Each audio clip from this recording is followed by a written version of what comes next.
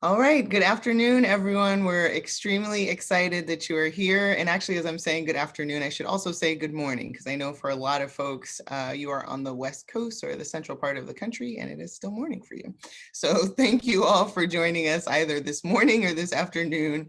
We're very, very excited about this 340B call series. And as I've already seen, at least Heather enter into the chat, it sounds like you all are excited as well. So I have the pleasure of introducing everyone this morning and kicking things off. My name is Boatma Reed. I'm the director of NASDAD's hepatitis team. And so just wanted to say very quickly that one of the reasons we're really excited about the launch of this call, in addition to the experts that we have joining you today, is that this is really a series that was designed to be responsive to asks, specifically from our viral hepatitis health department colleagues, but also on the HIV side and the STI side. And so we've really designed the series to be very responsive to those needs. Specifically, for viral hepatitis, HIV, STI, and health equity staff at health departments. And it's really also designed to be responsive to the needs of folks across every stage of knowledge and understanding of the 340B program. So whether you're an individual who's seeking to know what the 340B legislation is and how it pertains to your work, or if you're in a situation where you're looking at how you can better leverage 340B program income to improve your hepatitis services or other infectious disease work. So just so you have a quick heads up, but definitely Isabella Lechuga, who's leading our series, will tell you more. But today you'll hear from experts who are both NASDAD staff as well as our consultant, Erin Frado. One thing that we want to make sure to note is that after the formal presentation, we'll have time dedicated for Q&A. We'd really like to reserve that time as a closed session for health department participants. So we'll kindly ask that our non-health department participants log off before we transition into the Q&A portion of today's webinar. We'll provide you with a reminder when we reach that part of the program, so no worries. And if you are a non-health department participant who has questions, you'll have an opportunity to share those questions during the chat or in the chat during the presentation, and we'll tell you a little bit more about that in just a moment. So I'll wrap up quickly just by saying a very special thanks to Isabel for her leadership in the development of this series, as well as Edwin Corbin Gutierrez, Erin Frado, Tim Horn, Alex Eanes, and Emily McCluskey for all of their work and contributions to the development of this series. And I also want to give a shout out to Jasmine West, who you're not seeing online or on the webinar, but who is doing support work in the background along with Alex and myself. So with that, I will hand it off to Isabel, and a special thanks again for your participation in the series. Thank you so much, Boatma. That was so nice. That was lovely. I appreciate it. Next slide, please. So as Boatma mentioned, this is really the space for all of you to, we want it to be interactive. We want this to be a safe space for y'all to ask your questions and really make sure that this is catered to your needs, your technical needs. This is a labor of love for everyone. So that being said, please use the chat box to introduce yourselves. Please use the chat box for your questions. Right now we have everyone on mute just for optimal audio, but later on we'll have some space for questions and folks will be able to unmute themselves. And then if we do not address your questions during this space, feel free to email us at hepatitis@nasdad.org or anyone from the team. Next slide, please. And then again, a special thank you to everyone, Alex Eanes, Boatma Reed, Edwin Corbin Gutierrez, Emily McCloskey, and Tim Horn, and Jasmine West for their support. This was really teamwork makes the dream work situation. And of course, Erin. I don't remember what's after this, but I think I'm turning it over to you. Yes, take it away, Erin. Yep, you get to get off the hook. Hello, everyone. Thank you for joining us. Like everyone said, we're super excited to have this webinar series, and I'm looking forward to seeing all of the introductions in the chat and creating a friendly and fun workshopping environment. I am not a formal person, so I'm really looking forward to some informal chat. You're in a safe space. No question is a dumb question. Just know that I have all the lessons learned from 340B, from self-study, making mistakes, asking questions, attending webinars like this. So this is definitely a safe space.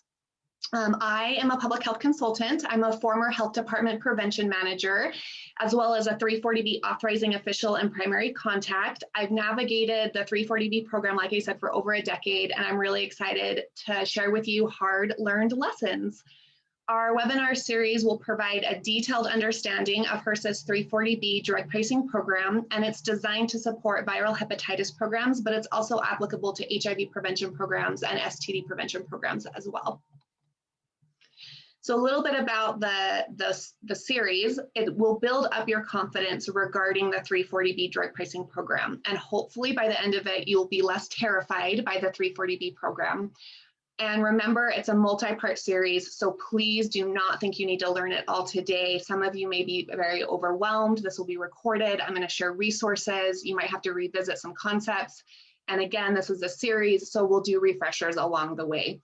We're going to increase your knowledge about the 340B drug pricing program. We're going to include how to utilize the program, as well as highlight innovative viral hepatitis elimination efforts and related program models funded using 340B savings, and in later webinars, we'll also highlight case studies and existing 340B partnerships. So anything else that you want to cover, please put it in the chat.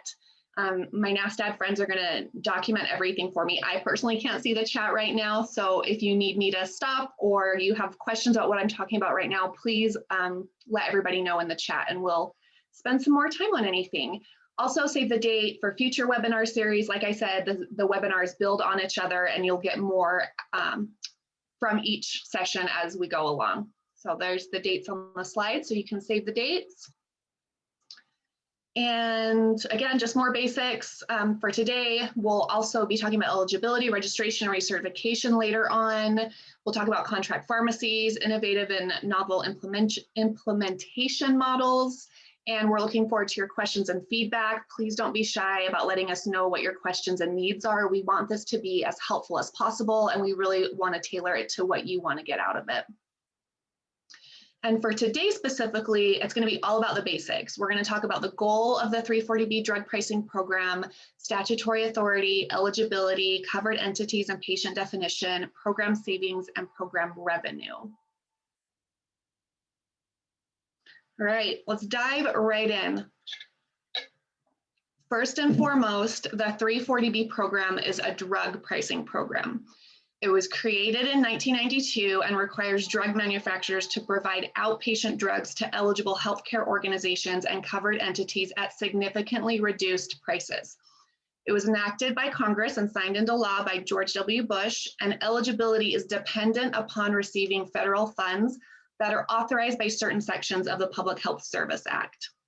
It's administered by HRSA, and it's the Office of Pharmacy Affairs. So more acronyms for you guys to make sure you are aware of. HRSA and OPA are in charge of the 340B drug pricing program. The 340B drug pricing program is very large. It's not just for health departments. It's not just a viral hepatitis thing. It's bigger than all of us on this webinar. The bulk of those enrolled in the 340B drug pricing program are hospitals. Hospital types include critical access hospitals, disproportionate share hospitals, children's hospitals, freestanding cancer hospitals, sole community hospitals, lots of hospitals. And for context, about 1/3 of all US hospitals participate in the 340B program. Viral hepatitis programs fall under the federal grantee STD clinic category. They're also known as Section 318 grantees. In the database, they're still titled STD clinics, but just know that that is also where viral hepatitis programs fall, as well as HIV prevention. Okay, so in part of understanding the basics of what 340B is, we also need to know what 340B is not. Enrolling in the 340B program gives you access to deeply discounted medications Later on, we'll discuss ways to generate revenue, which can be used to purchase the things on this slide, but enrollment into the 340B program doesn't inherently come with a funding allocation. 340B is not an FOA, it's not a funding opportunity announcement. Also, outpatient medications are allowed to be purchased. It's not for inpatient. So that also means anything that needs to happen inside a hospital is not covered by 340B. Vaccines are also strictly prohibited. Medications can be dispensed to patients or administered on site, like for an STD, and those are outpatient activities. So as long as the medication is on an outpatient basis, it is covered. I'd also like to point out that everyone who is enrolled in the 340B drug pricing program must still adhere to your state's pharmacy rules. And we'll talk more about pharmacies, specifically contract pharmacies, throughout the webinar series, but feel free to leave us any pharmacy questions that you might have as well. And to kind of summarize 340B, I always like to use the example of an exclusive nightclub. If you're eligible, you get on the VIP list, and the bouncer at the door unhooks the velvet rope and lets you in. That's kind of the 340B model. Once you're in, you're still responsible for what kind of drinks you buy, how you buy your drinks, who you dance with, and who you behave. It's kind of the framework of 340B. It's not as fun as a nightclub, but I always like to use that to kind of visualize and conceptualize the 340B drug pricing program. All right, medications cost money. Who you are and what program you're enrolled in gives you access to different pricing. For example, there's a Medicaid price, the 340B price, the wholesale price, the retail price, a group purchasing price. There's different ways to purchase medication. So the 340B drug pricing program, again, is a way to access deeply discounted medications. People can purchase medications different ways, including through contract pharmacies or direct purchase through wholesalers. And again, back to the pharmacy rules and licenses, a pharmacy license might be needed if you plan on direct purchasing medications. So you need to be aware of the pharmacy rules and regulations and ruling entity in your state. And also pharmacies can be set up to contract with a covered entity to provide those medications. Those who directly purchase medications do so through a wholesaler. Examples of wholesalers include AmerisourceBergen, McKesson, Cardinal Health. Those vendors might be familiar to you. You also might have other vendors in your state that you use to purchase medical supplies or medication. So that kind of gives you an overview of the discount. There's a percentage of the discount that is mandated in the statute that's listed on this slide, but for all intents and purposes, just know that it is a discounted medication. And that discount can vary up to that percentage. Okay, so now that we've discussed what the 340B drug pricing program is and is not, let's talk about who can utilize this program. To become a 340B covered entity, you need to be a qualifying provider and serving qualifying patients. So focusing on the qualifying provider aspect, 340B qualifying providers receive qualifying funding or support that comes from a federal funding source authorized by the Public Health Service Act. A qualifying provider may be a grantee, meaning they receive their funding straight from the federal government, such as a state health department, or a subgrantee, meaning that they receive pass-through federal funding from the state health department. A subgrantee could be a local health department, a local clinic, a community-based organization, anyone who is contracting through the state health department and receiving those pass-through federal funds. All of the major CDC infrastructure grants for viral hepatitis, HIV, and STD are all authorized by Section 318. There are over 24 NOFOs eligible for the 340B program. If you're not sure if the grant you are receiving is authorized by Section 318 of the Public Health Service Act, you can read and review the fine print in your notice of funding opportunity. You can also ask your grants manager or project officer, and we are also here to help you if you have questions about your specific grant or 340B eligibility. So you can reach out to us as well. All right, patient definition. To be eligible to receive 340B medications, patients must receive healthcare services other than drugs from the 340B covered entity. This is a very wordy slide, but one of the very most important slides in the presentation today. Serving in eligible patients is a major audit finding of the 340B program and can lead to termination of program participation. So we always want to make sure that all three of the patient eligibility requirements are met for every patient every single time. I used to have the patient definition printed and in my cubicle, and I would refer to it all the time, just as a double mental check for me. So let's go through the patient definition together. Patient eligibility is met when the covered entity has established a relationship with the individual and maintains a record of the individual's healthcare. The individual receives healthcare from an employee or a paid contractor of the covered entity.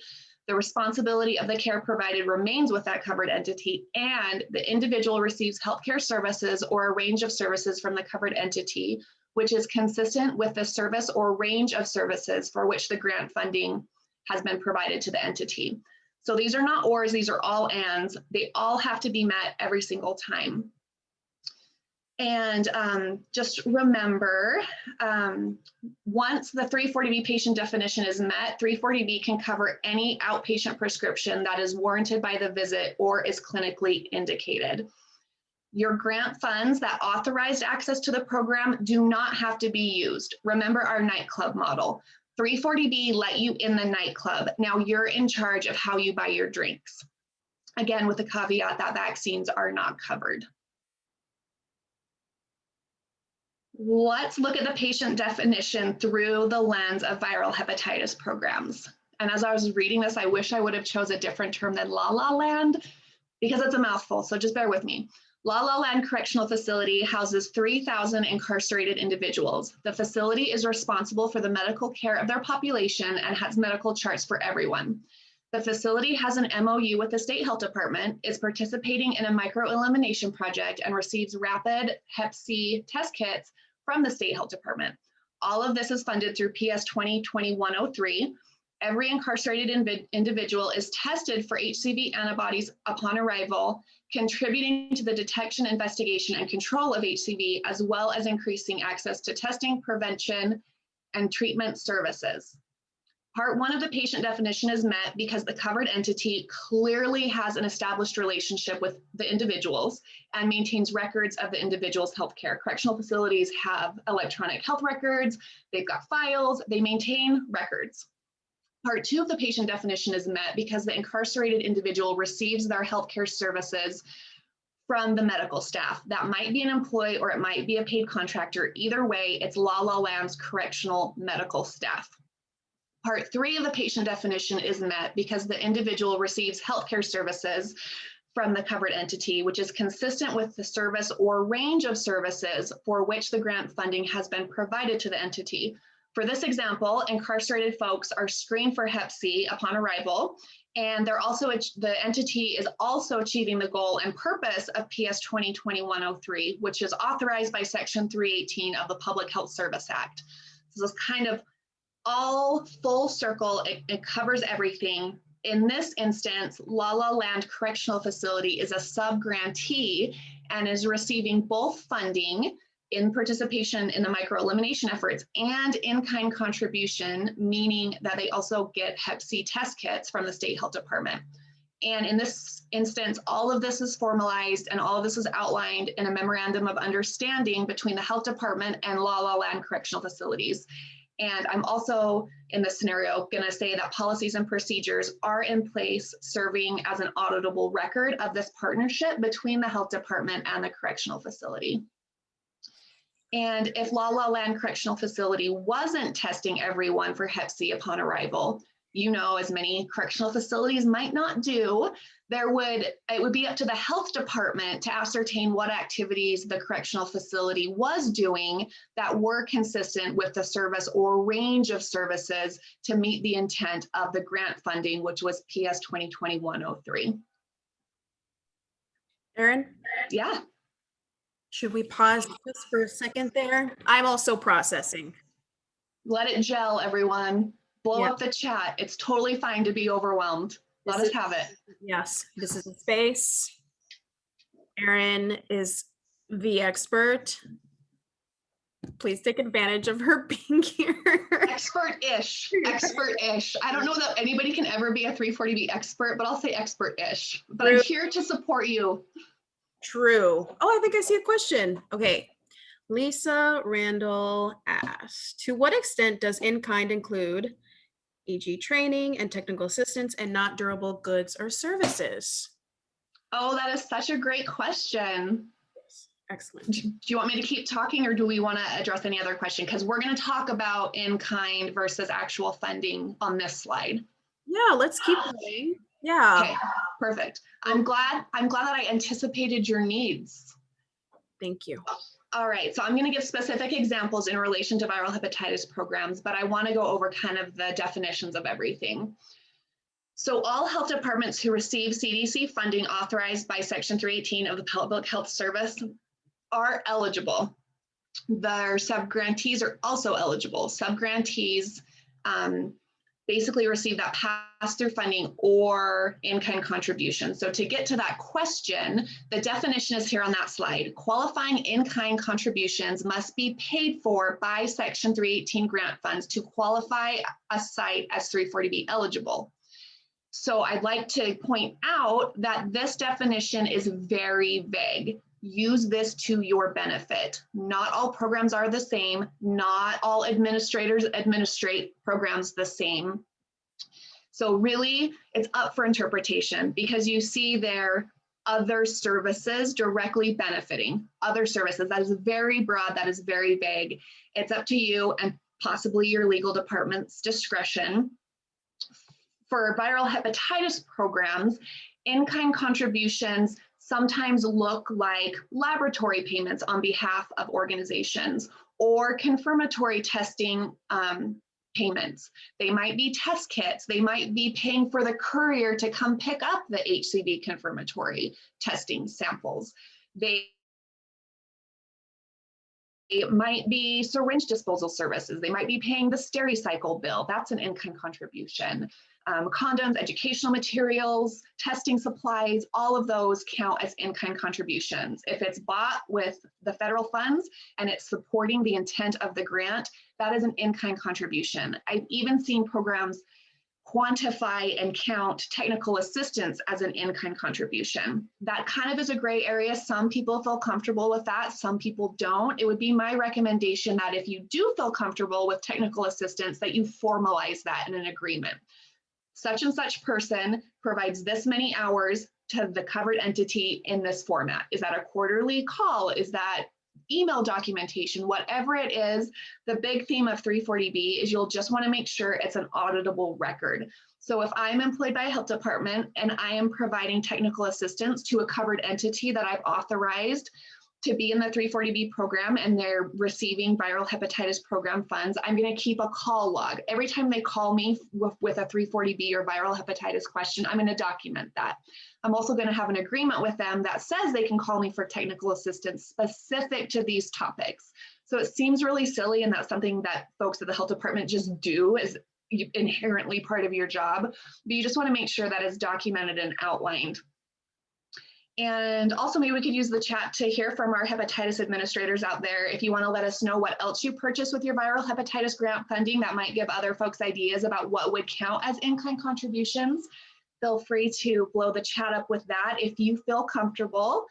And again, just remember, whatever the in-kind contribution is, it must be purchased with a qualifying Section 318 funding. So if I was funded completely out of state funds or general operating funds or rebate funds, that is not out of a qualifying line of funding. So whatever staff is providing the TA, make sure they are billing their time appropriately that matches the agreement for the TA time to the qualifying line of federal funding.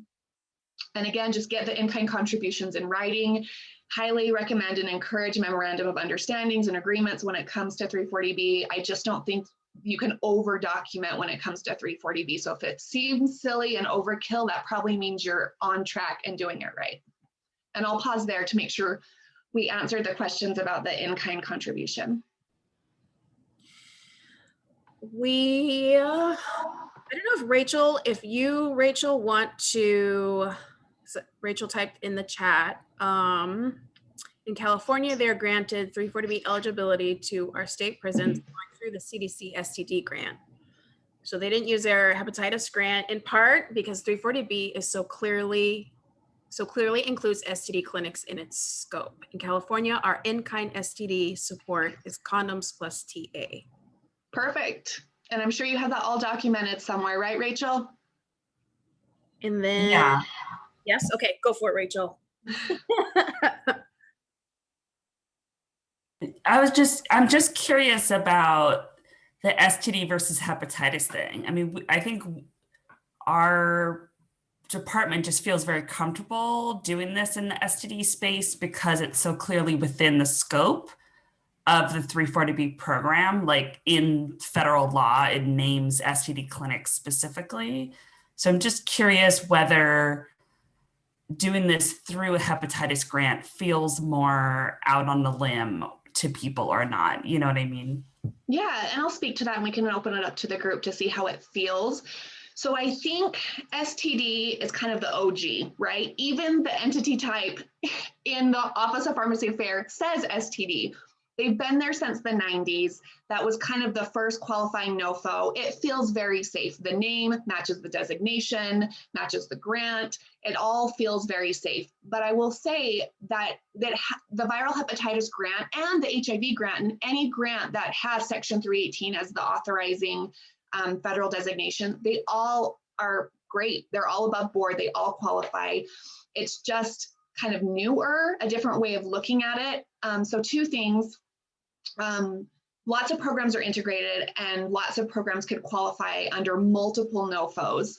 I will say you want to choose the grant that is most applicable to the activities happening at the covered entity, and you want to choose the definition that is the most encompassing. So in the STD Peach grant specifically, they list program collaboration and service integration. Well, technically all of the federal grants list out PICSI, but they list specific HIV and comorbidities. So these are terms that you want to look for in your grant: collaboration, service integration, comorbidities, current epi trends. Any of this would cover all of the activities. So if you and your administration feel safest with STDs, that is great, because viral hepatitis activities also fall within the scope of that grant, because you remember it's the service or range of services that are qualifying folks to participate in the 340B program. If you, for some reason, have a partner that says, no, I am not going to be testing for STDs, I do not believe STDs are a thing, everyone should have chlamydia, and they're not doing any STD services, then a viral hepatitis grant might be more applicable. So it really just depends. Range of services also includes taking a sexual health history, doing a risk assessment, and that might be the qualifying activity. And then what tests are offered or provided are dependent on that risk behavior or that risk assessment.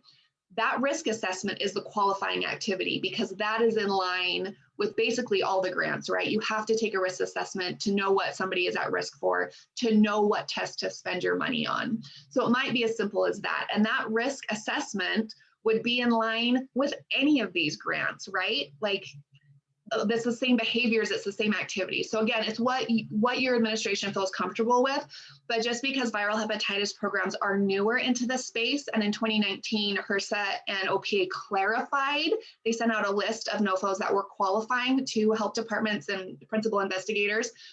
And just because that is kind of newer to our space doesn't mean it's any less safe. Does that answer your question?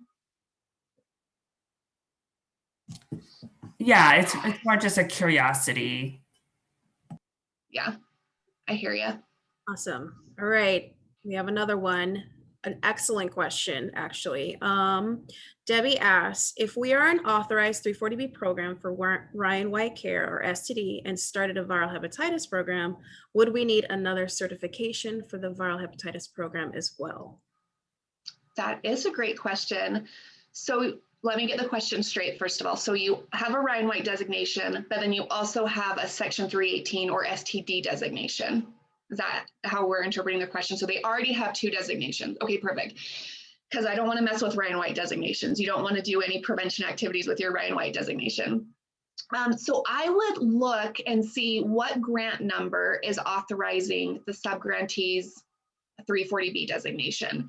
And if the grant number is truly the STD grant, I think there is plenty of opportunity to also include viral hepatitis activities. You just want to make sure that you review your STD grant that is authorizing the covered entity's participation in the 340B program, and make sure policies and procedures are also in place. So if you're operating with an STD designation, you can do any services that are clinically indicated or necessary for that qualifying patient, if that makes sense. So if I show up at your STD clinic, you have an STD 340B designation, and I'm there for a sexual health checkup, but you also discover that I'm a person who uses or injects drugs, and that I'm worried that my injecting partner might have exposed me to Hep C. Absolutely, it is clinically indicated for you to test me for Hep C and treat me for Hep C. You've already made sure I'm a qualifying covered patient because I've met the patient definition. I've met the purpose of the grant that you're authorized for. You conducted a risk assessment on me, you took care of my chlamydia needs, and you also discovered I had hepatitis needs. So all of that is covered because I'm a qualifying patient and you're a qualifying provider, if that makes sense. But you would want that written in a policy. Like, all of our patients undergo a risk assessment. Treatment plan is based on that risk assessment. Looks like Debbie said perfect. Thank you. Yeah. Edwin, you have a few questions. Oh shit. Right? Oh, sorry. I was actually trying to foster dialogue in the chat. Good.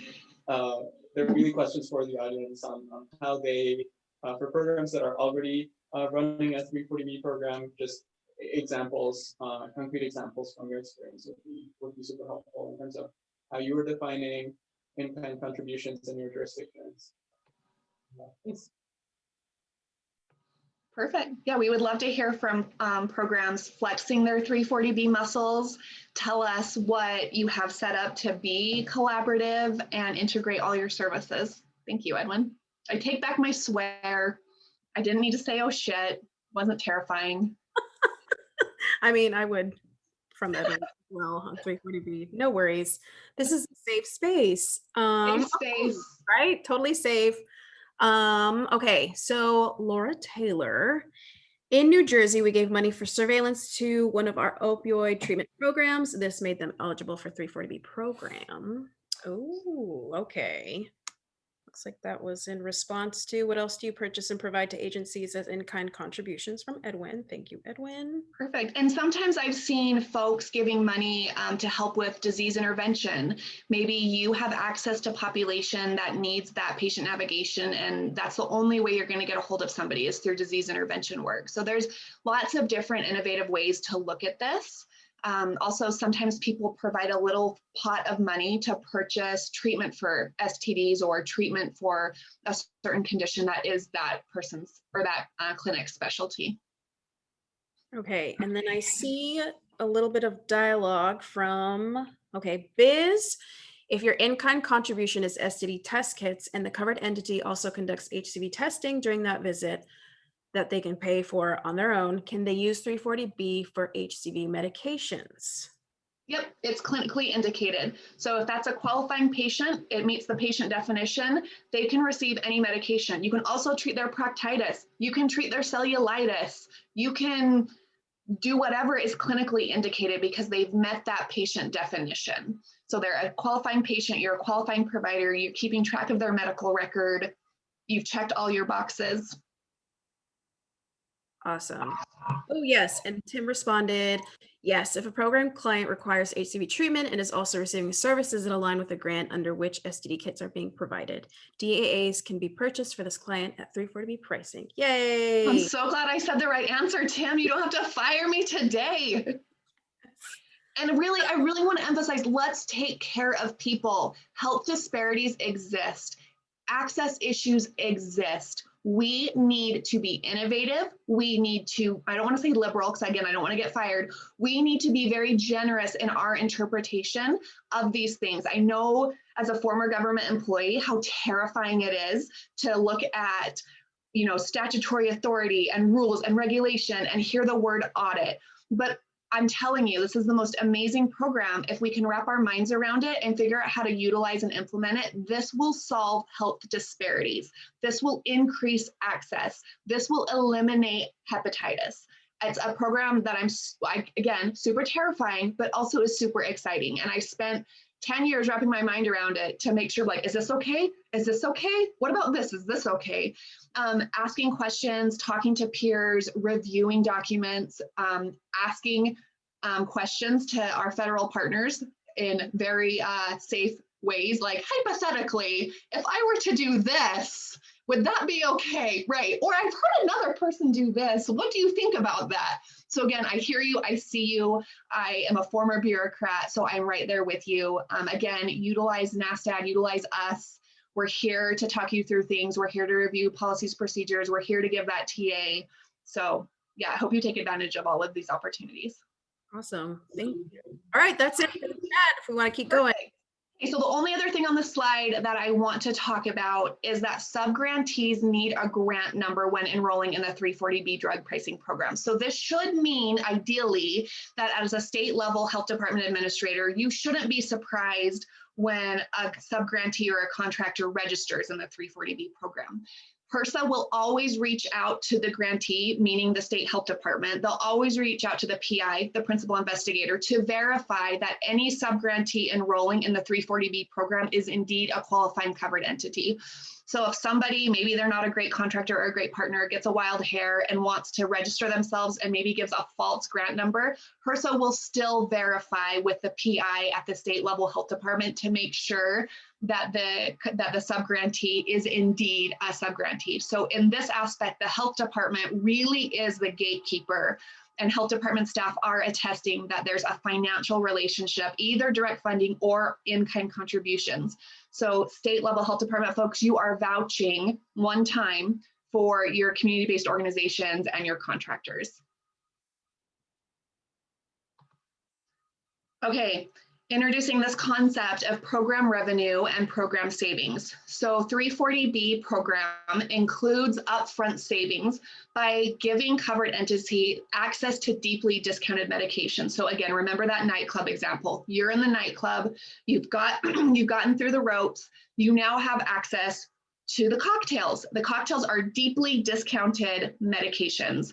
In the instance of La La Land Correctional Facility, they're now able to stretch their medical budget farther. They're able to provide more folks with hepatitis C treatment.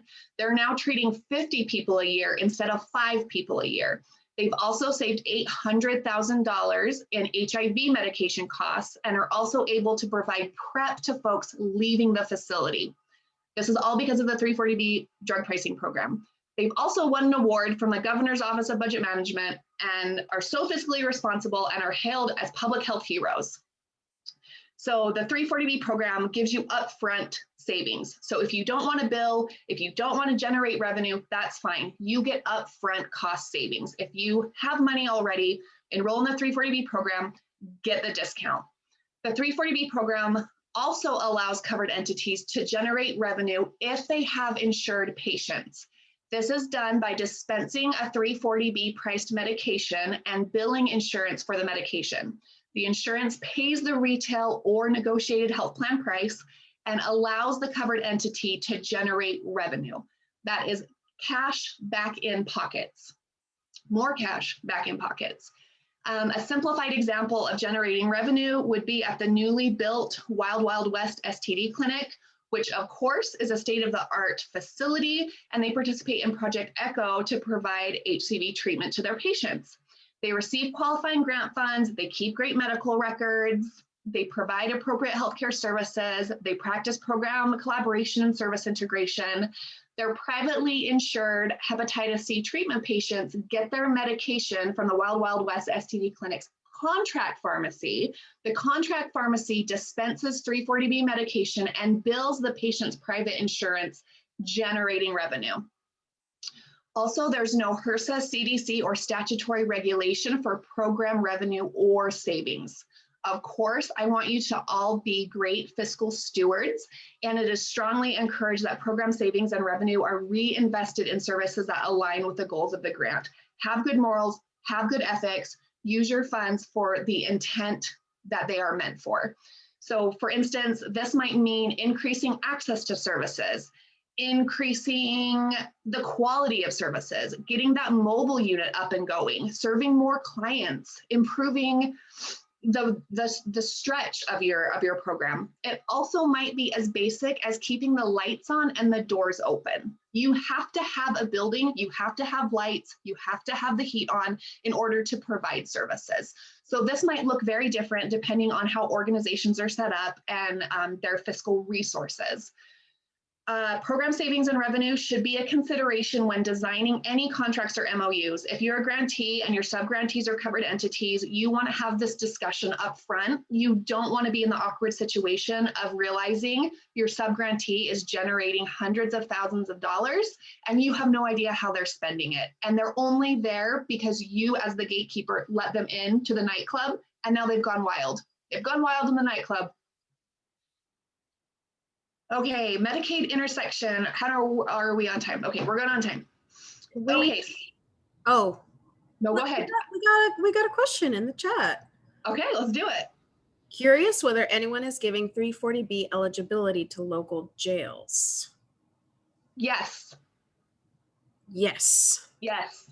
And Yes. we'll highlight partnerships, but just from perusing the Office of Pharmacy Affairs information system, I typed in jail in the keyword, and several jails across the country are.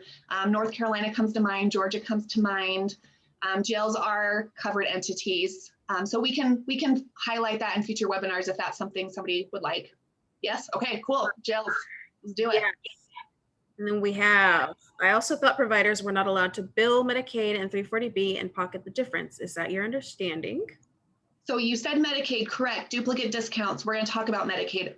What you'll notice, I kept saying privately insured. If somebody is privately insured, yes, bill the shit out of that, collect all of the revenue. It's Medicaid, you need to be very, very, very cautious.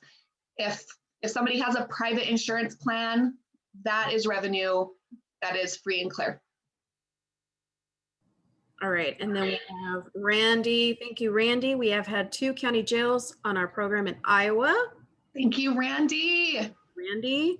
And then going back to Tim. There are critical differences between Medicaid fee-for-service and Medicaid MCOs and based on carve-in, carve-out rules.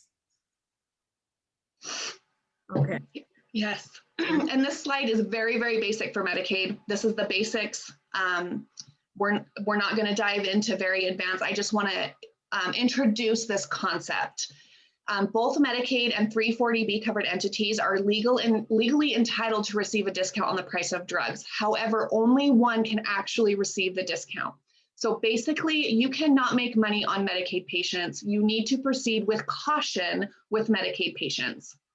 Upon enrollment into the 340B program and every year after, you need to self-identify if you're going to carve in or carve out. If carving out, covered entities and contract pharmacies must maintain separate inventories of medication. If carving in, the covered entity must inform Medicaid that it is dispensing 340B drugs to Medicaid beneficiaries, and they must have a system in place to prevent duplicate discounts. So the 2 major audit findings in the 340B program for federal grantees are not meeting the patient definition and getting duplicate discounts. So those are the 2 things we need to be very, very cautious about. And again, not to incite more 340B fear, but just something to wrap your mind around and understand and know how you're acting. Remember, you're in the nightclub, you're in charge of what drinks you buy, how many drinks you buy, and how you're partying. So we just need to make sure everybody's behaving. We'll talk more about carving in and carving out. We'll talk about Medicaid expansion states and not Medicaid expansion states further on in more sessions. But the purpose of this slide is to just introduce those terms and to just notify you that you need to proceed with caution. And Tim, is there anything else that you think is a basic that we need to introduce in this session?